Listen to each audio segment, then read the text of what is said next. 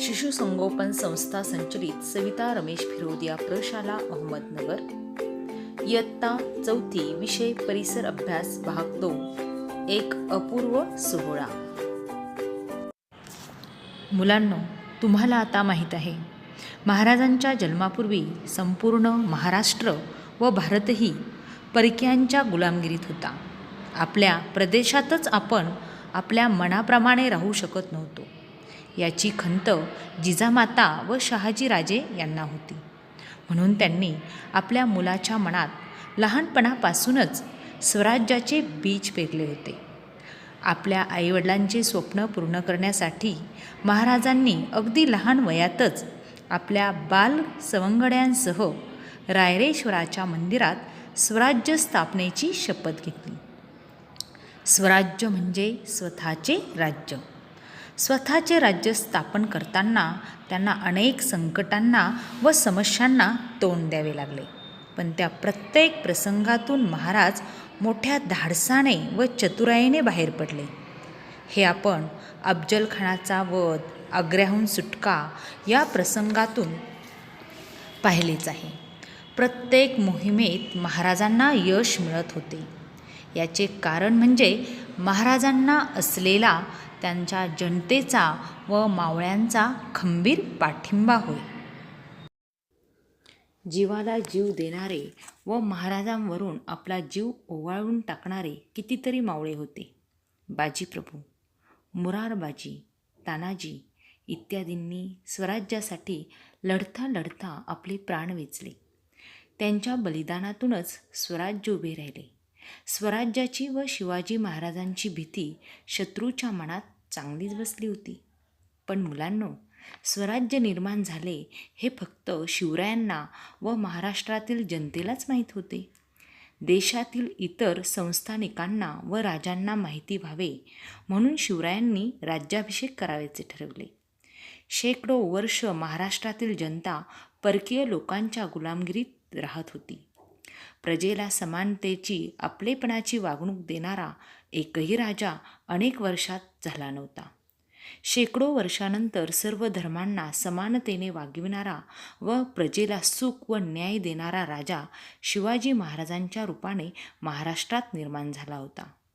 शिवाजी महाराजांनी स्वराज्य निर्माण केले आहे व त्या स्वराज्याचा राजा शिवाजी महाराज आहे.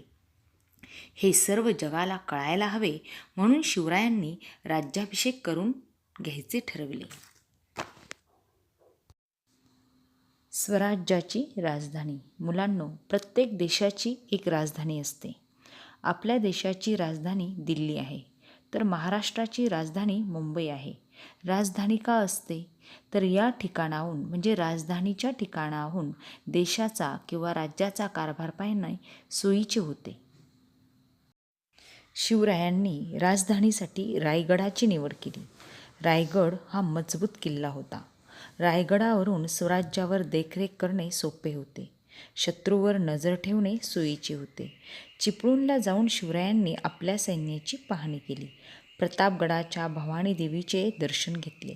तिला भक्तिभावाने सोन्याचे छत्र अर्पण केले. छत्रपती शिवाजीराजे भोसले यांच्या राज्याभिषेकाची तयारी कितीतरी महिने अगोदर सुरू झाली होती.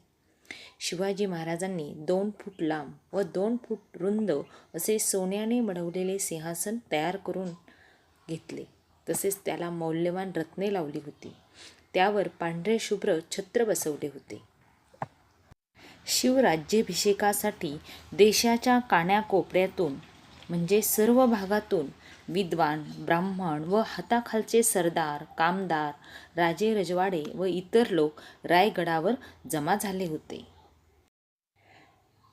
4 महिन्यांसाठी त्यांची उत्तम व्यवस्था रायगडावर करण्यात आली होती. ब्राह्मण, सरदार, राज्यातील श्रीमंत लोक, दुसऱ्या राज्यातील प्रतिनिधी, विदेशी व्यापारी आणि सामान्य लोक असे सर्वच लोक या सोहळ्याला उपस्थित होते. राज्याभिषेकाचे संपूर्ण पूजाविधी व परंपरेनुसार सर्व कार्य पार पाडण्यासाठी काशीवरून गागाभट्ट आले होते. गागाभट्टांचे घराणे मूळ पैठणचे होते.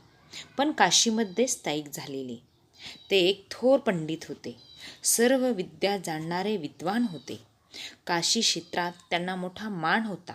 सर्वत्र त्यांची कीर्ती पसरली होती. शिवराय प्रत्येक दिवशी एका धार्मिक विधी आणि संस्कारात घडून गेले होते, जे करणे राज्याभिषेकासाठी गरजेचे होते. शिवरायांनी राज्याभिषेकाची तयारी यथासांग केली. सप्तगंगा आणि समुद्र यांचे जल म्हणजे पाणी आणण्यासाठी माणसे गेली. रायगडावर सुमारे 50,000 माणसे जमली. त्यांच्यासाठी जिकडे तिकडे तंबू, डेरे, राहुट्या यांची गर्दी झाली. राज्याभिषेकाचा सोहळा. राज्याभिषेकाचा दिवस उजाडला. महामंगल दिवस होता तो. वाद्ये वाजू लागली, गवई गाऊ लागली. सगळीकडे आनंदी आनंद झाला. शिवराय सोन्याच्या चौरंगावर बसले. त्यांच्यावर छत्र चामरे धरण्यात आली. तूप, दही, मध यांचे कलश पुरोहितांच्या हातात होते.